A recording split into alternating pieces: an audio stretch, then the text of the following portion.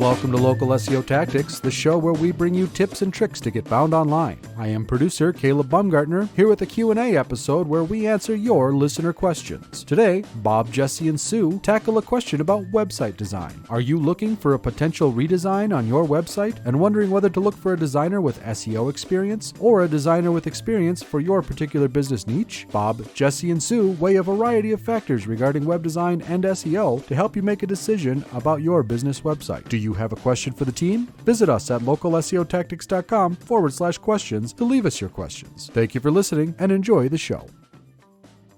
Welcome back to Local SEO Tactics, where we bring you tips and tricks to get found online. I'm your host, Jesse Dolan, joined here with Sue Ginsburg and Bob Brennan.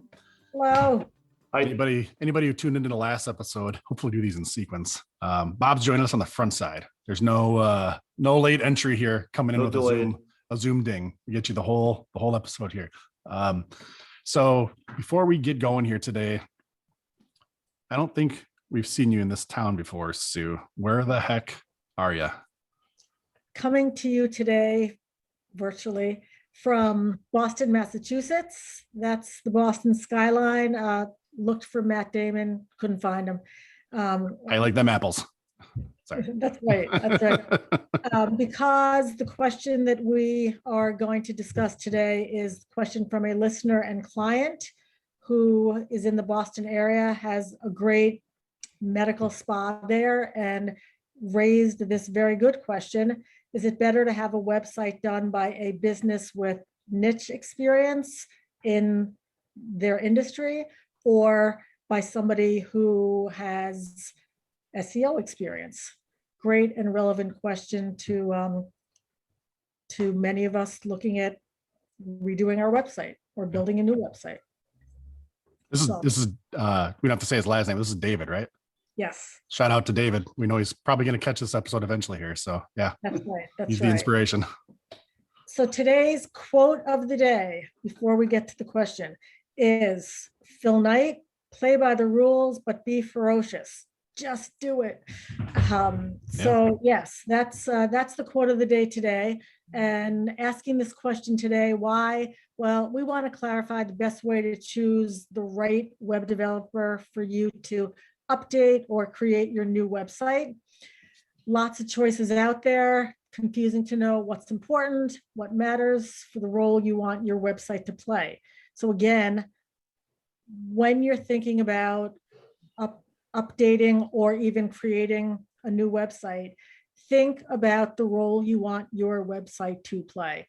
Know the strengths of the developer you're considering in that sense. Talk to their other clients, evaluate, and decide for yourself. Do you want your website to be a brochure online?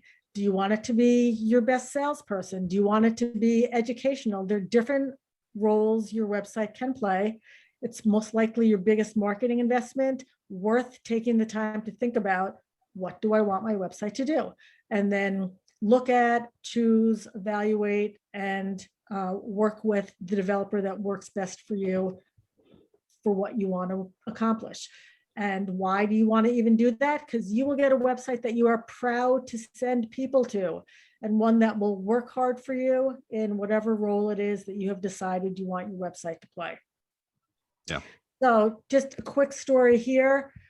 We are talking to a new client right now, pretty small business. She wants to update her website, and she was honestly asking me, how do I know if it's better to work with you or if it's better to work with my next door neighbor's kid or whatever the other choices are? How do I know? And I had this discussion with her talking about, broader than should it be somebody who does niche industry work in my industry or an SEO stronghold. How do you decide who you want to redo your website? Starts with, what do I want my website to do for me? And that's the discussion that I had with her, very in sync with question that comes from our client. Which way is the better way to go? So I'll toss that to you two. What are your thoughts? What do you think? Help us out. I'll kick it off, Bob. I know you've got some thoughts too. We were kind of chatting about this before we hit record. Number one is going to be this is from an SEO lens and perspective, right? Is the construct here, like you're saying, Sue, first is what do you want your website to do? Making the assumption, given our podcast and our focus, that you want your website to rank, right? This is the number one thing that we're wanting here. First things first, if you're looking at somebody, let's just say that the juxtaposition here is somebody who's good at SEO, but maybe not super well versed in your niche and your industry, or maybe they've never worked with building a website for your industry at all, but they're really good at SEO, versus somebody who you don't know if they're qualified in SEO, but you do know that they're an expert in that niche, right? They have websites like ready to go, they look good, they talk good, and things like that. So first things first, if you're enamored with the vendor that has turnkey, good looking websites, they should have like some kind of client portfolio that they're making public, or maybe ask for some examples. You should be able to look at this vendor's website or this agency's website and find their examples of websites that they've built for their clients, and check those out. Pull them up, look at their site. You should be able to tell what keywords they're trying to rank for, what cities that they're in, by the name of their businesses, by the content on the homepage, and things like that. Do some Google searches. Do them on desktop, do it in incognito mode, however sophisticated or in depth you want to be. Just do some searches to see if their example websites that they're giving you are ranking or not for any given city, right? That's first and foremost as a test. Secondly, this is something that we've seen with kind of niche industry specialty agencies. Is something I would definitely ask if I was going to patronize them is, are you serving anybody else in my market? Is there exclusivity?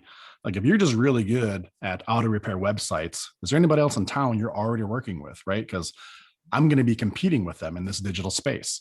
Whether they're on the other side of town, down the block, or whatever, when it comes to the digital competition, the playing field is a lot flatter than whatever your geographic, zone, quote unquote, may be. So if they're specialized in this niche, are they serving your competitors? Is definitely a big question to check out. Anybody in your area? If they're not, do you then get exclusivity going forward? Or, if the guy down the street decides, or gal down the street decides that they want to use this vendor too, are they going to get the same website, a different looking website, same territory? Are you not competing against each other? Things like that would be a really big concern, right? Additionally, in that same vein, is your content original? Is this the same boilerplate homepage that's on 75 other websites across the country? When it comes to Google, whether it be building your EAT, stuff for your entity and all that, or just the original content, avoiding duplicate content and things like that. Is the stuff on this turnkey website going to resonate and be original and stick? Or is it going to be kind of vanilla and look like an also ran? Because if somebody's looking at your business, they've looked at maybe 2 or 3 competitors, like these all kind of look the same, right? Nothing stands out. So those would be some concerns that I would have. Doesn't mean you shouldn't choose the niche specialty shop. These are just things you're going to want to look at. Don't just be enamored like, wow, they really get my business. That's what I'm going to use. This is just things to vet them out. There's going to be plenty of shops out there that are really good in this niche and also can do these things successfully that we're talking, right? So other ones that definitely don't. We've got this website template figured out. It looks good for this industry. And let's just sell the heck out of it to anybody who wants to buy it, right? So if SEO is your thing, check those things out. Now on the flip side, I would kind of provide this kind of quick positioning. And this is kind of the last bit that I have to say about it, at least. I think it's much harder to take a niche agency who's really good with imagery and things like that, and have them get good at SEO and rank your site, versus taking an agency who's really good at SEO but doesn't know your industry to rank it well, right? Because you as a business owner or marketing manager or whatever your role is, about your business, right? Better than anybody else does. And you should know a lot about your particular industry. If you've got a good agency working on SEO and they've got good skills for web design, you should be able to work with them to make a good looking website. Okay. This is 2021, right? We're like in the digital era. There's so many things that are make our job easier in every which way. Web design is one of them. You can get pre-made templates like WordPress that are just fantastic out of the box, even maybe pre-made for a certain industry, right? They just need content filled in. Not saying everybody's just equal, but it's not that hard nowadays than it was even a couple of years ago to make a really good looking website, just because of these themes and these templates and these pre-made structures, right? So you could take an SEO agency that maybe isn't going to win awards for web design, but they can make a they can make a website look as good as anybody else's, as long as they work with you, the client. If you're like, this is what I want, I've got a couple examples, can you make it look like this? The answer should be yes, right? So it's kind of like, you can teach an SEO agency, it's a bad way to say it probably, but you can teach an SEO agency how to make a good website way easier than you can take a web design company and have them be good at SEO. Two completely different crafts. One of them is way more technical than the other. And I didn't go to psychology. I don't know left brain, right brain, why what I'm saying is true or not. And I have no facts to back that up. Kind of an esoteric opinion and standpoint. But tool set and things like that, they're out there. You've got stock photography. You've got iPhones that take pictures as good as high-end cameras did a couple years ago. The imagery and the look is not the hard part on your web design. The hard part is the SEO. Vet out your vendor for SEO, or choose an SEO company that can make a good looking website with your help, right? So that doesn't mean I guess I'm not picking one or the other here, right? Because as with all things for SEO, it depends, really. These are just some kind of thoughts, right? And ways for you to explore before you pick one or the other. So hopefully that makes sense. Bob, I'll throw it to you. If you want to piggyback on any of that or expand. Yeah, I think all that's, what Sue said and what you said is 100% spot on. The way I look at it from a business person is return on investment, or more importantly, risk. I approach it from the risk perspective. If I'm going to hire a salesperson for one of my businesses, and they're going to want, let's say, a figure of $60,000 or $80,000 a year, I'm going to look at it and I'm going to say, okay, that's a lot of money. And maybe these days it isn't, but it is. It's a lot of money, and it's money. That's what you need to make today to survive. So that being said, I'm going to approach that from what's my downside, what's my max downside. And for me, I look at it as a 90-day window. So, you would divide that by 4. And so my max downside would be 15 to 20,000 that I can afford to lose. So I would approach that same mindset with a website to say, okay, I don't know if you can do the job or not, but here's the bottom line. You got 90 days to move the needle and begin to get return on investment. You don't need to get all that money back, but you've got 90 days to effectively, let's say, get half of that back in moving the needle and measuring the new business that we're getting. And so to that end, whatever direction you decide to go, make darn sure you're measuring what you currently have. If you're starting from 0, that's pretty easy. No website, no nothing, great. 90 days from now, I expect to get 5 to 10 calls a month for my deck building business or whatever it might be. Therefore, if I get 5 to 10, I know I can close 1 or 2 of those, and I'm going to get return on investment on that money, that monthly money spend on that. So that's important. That's important between you and whoever you choose to work with, that you set these are the expectations. And if you can't meet them, I've got to switch gears to the non-niche website person that isn't in the niche world, but says they're really good at SEO, and that's what we're going to do. If they tell you, in my opinion, that I need 180 days to 5 years to get you to the top of Google, big timeout. This is a 90-day exercise. You should be able to get in the top 3. And so when we talk about ranking, everybody's clear. We're talking about the top 3, and ideally, you need to have a plan that you're in the top 2 in, for sure, 180 days. Otherwise, you are going to shift gears. You're going to move to somebody else, and that's the way I would approach it. Now, so you've got design. I agree with you. I think it's better to approach it from an engineer and then work into a design piece. That's a little bit easier. Mhm. But if you're going outside the niche piece where the niche person is saying, yeah, I can do all those things. And not only that, I know the deck building industry and everything else that goes with it. Okay, if you're going to go another direction, you're going to say, okay, I'm going to work with somebody that does SEO. Make sure they're working at a business level that you're at or higher. So as an example, I have a shoe shine shop or a shoe repair shop. Nothing wrong with that, but the average transaction is $87. Okay. You need SEO for your shoe shine shop.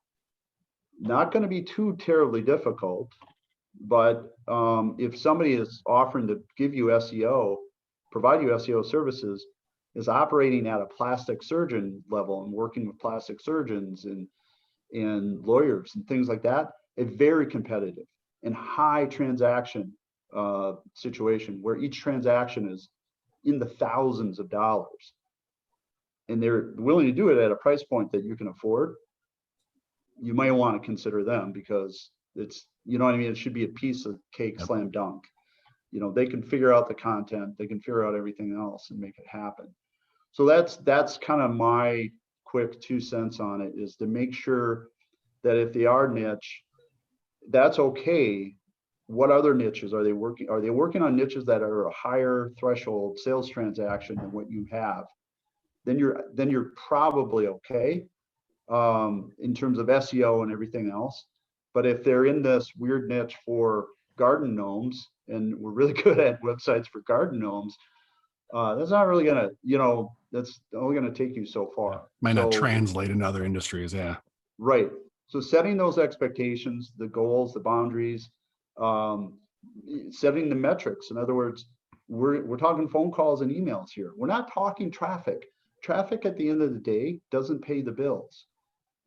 We get a lot of traffic for this podcast, and it helps us to whatever extent. But if it didn't, we don't really care. You know what I mean? I mean, we could have 100,000 followers and all kinds of stuff, but if it doesn't help us generate business or help our business, it's not going to really mean much. And that would be true of website traffic that people talk about in ranks. And if they're talking about moving up ranks and oh, look, you went from 16th to now you're 12th. Well, I ain't going to get it done. You got to make the phone ring and you got to make the email ring. Now, if that happens and you're in the 12th position and 10th position, okay, well, and you came from 0, then you're moving in the right direction. But I don't know, I really get worked up about this, but you really got to be setting those expectations, keeping them accountable, and not allowing for any excuses after a certain time frame. And after that time frame, if they're not being able to produce, then you've got to move on. Yeah. I mean, otherwise you're literally just spending money for no ROI at that point, right? If you're stuck in purgatory and you're not in that top 3 for any terms, you're just, the math is there. You're just not getting the business then, right? At least from your website. Maybe you did some other campaign that's propping up your overall numbers, but yeah, you got to be getting ranks. You got to be getting traffic, but then that translates to business really at the end of the day. Those are the precursors. And that's how you get your ROI, is that customer, that client transaction. So yeah, and for goodness sake, don't mix the streams. In other words, assign a phone number to your website that you can track and record calls and the volume of calls and everything else. If you're going to take out a newspaper ad, radio ad, or some other form of marketing, please use a different phone number or some other metric, not to get the streams crossed. Because they're going to ask you, or you're going to go, I don't know, or somebody else is going to claim that all those calls are from the newspaper ad or whatever, and you're not going to know. And you've got to keep those streams separate. Yep. Jesse, I really like one of the things that you said, and then Bob, you discussed it as well, about it's who is it easier to learn the other thing. And when I think about the process of setting up the SEO, the exercise of going through keywords and competitors' sites, you learn about that industry niche pretty quickly and pretty thoroughly by the work that's needed to research and put SEO in place. Yeah. And I think too, it's important to note, like from a client perspective, if I can choose a turnkey website, just get rid of the SEO part, which is kind of a trump card, right? Like, I think we can all agree on that. Like, if you can get something out of the box that ranks high and your SEO is successful, but maybe isn't the prettiest site, you're going to get business benefits from that more than a pretty site that's not ranking, right? All right. If you remember one thing and one thing only about this discussion amongst us, decide what role you want your website to play in your business and choose a website builder with that in mind. Do you want a beautiful website that you want people coming to see the beautiful people? Well, choose your website builder based on that. Are you looking for an educational website where you want to be a resource to people and you want them to come and learn and download and etc., then choose for that. And if you're building a website so that you can be found, you want to be it to be a lead magnet, a salesperson for you, and it to be part of your growing your business team, then look for, interview, and evaluate your web builder on that.